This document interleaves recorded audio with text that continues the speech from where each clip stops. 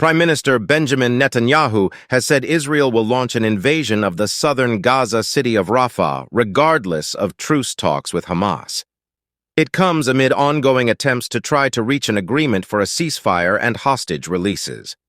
But at a meeting of hostages' relatives, Mr. Netanyahu said he would invade with or without a deal. His comments follow renewed warnings by the U.S. against a Rafah invasion unless civilians were properly protected. In a phone call with Mr. Netanyahu on Sunday, U.S. President Joe Biden reiterated his clear position on Rafah, a White House statement said. Mr. Biden has previously described an invasion of Rafah as a red line.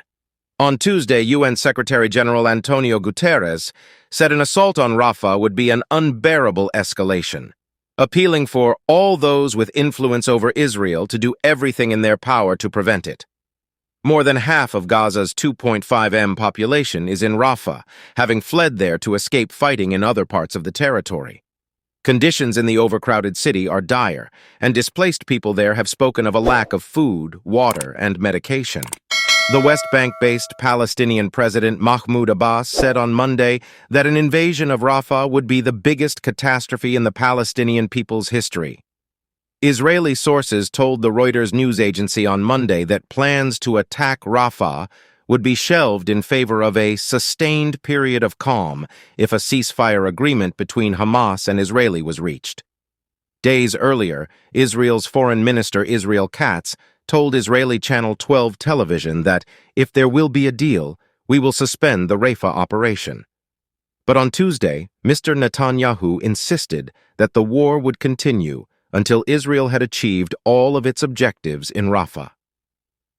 The idea that we will halt the war before achieving all of its goals is out of the question, he said. We will enter Rafah and we will eliminate the Hamas battalions there with or without a deal in order to achieve the total victory, according to a statement issued by Mr. Netanyahu's office.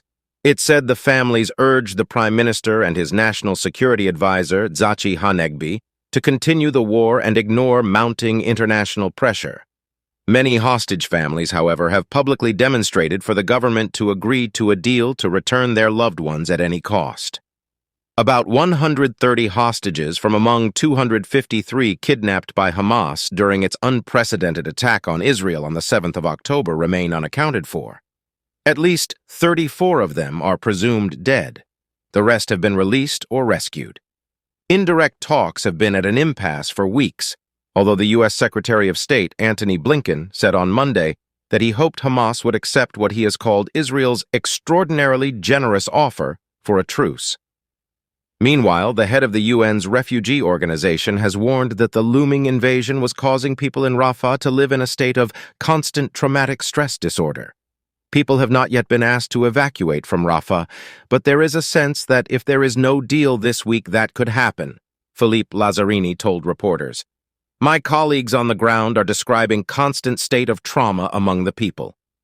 Mr. Netanyahu also denounced as a scandal on a historical scale recent reports, citing Israeli officials that the International Criminal Court, ICC at The Hague, could be preparing to issue arrest warrants for Israeli government leaders and military commanders on charges related to the war. I want to make one thing clear. No decision, neither in The Hague nor anywhere else, will harm our determination to achieve all the goals of the war, the Prime Minister said. Israel expects the leaders of the free world to come out strongly against this scandalous step. A step that will harm the self-defense capacity not only of the State of Israel, but of all democracies in the world.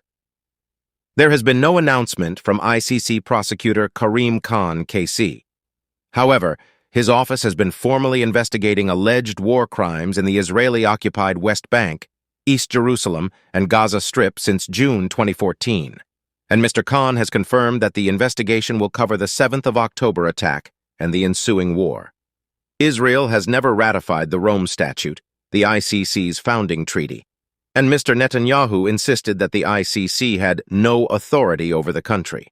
However, the ICC ruled in 2015 that it had jurisdiction because the Palestinians had ratified the treaty.